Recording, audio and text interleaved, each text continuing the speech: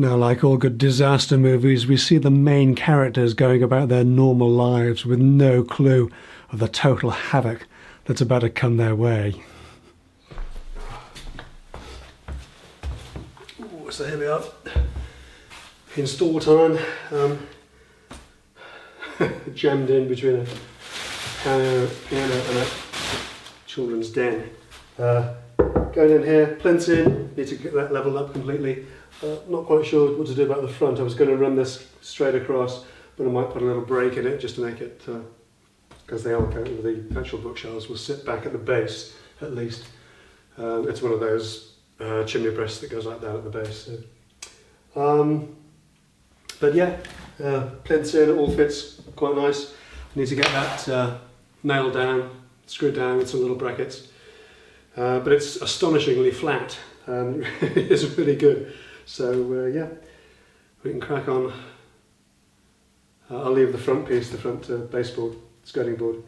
I'll have a chat with the client, see what she wants to do. So if she wants to run it straight across and have a slightly bigger lip there, or just put a little break so that it steps back slightly. But yes, that's it for now. Let's crack on, get this screwed down, and then we can start building the bookcase.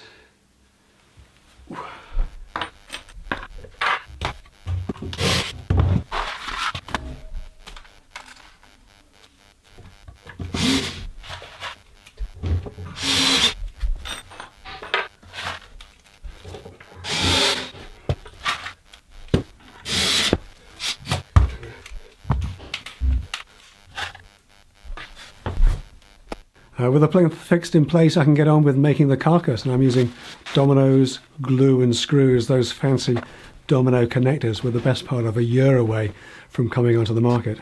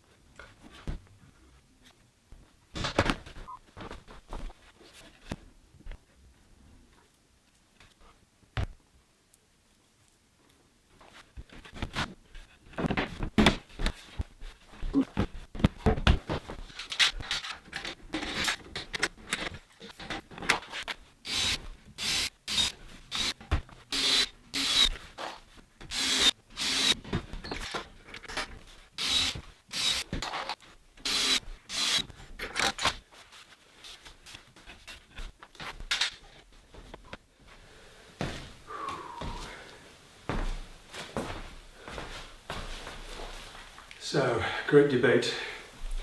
Do you put the shelves in first and then put the back on afterwards? Or put the back on, then get the shelves in? It's easier to get the shelves in with the back on because you can just sit them right in. With the back on, it'll square the frame up properly as well. But with the back on, it's harder to move around because you can't get your hands around the edges properly. But I think, all things considered, back on and then shelves in.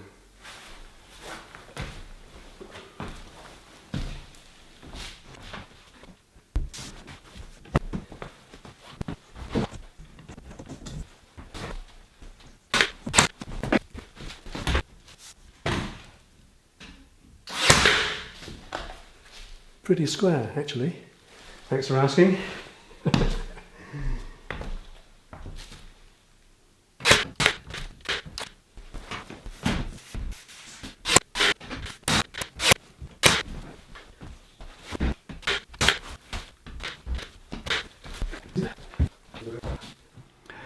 It all seems to be going pretty well, doesn't it? Well, be sure to join me in part 4 when things really start to go awry.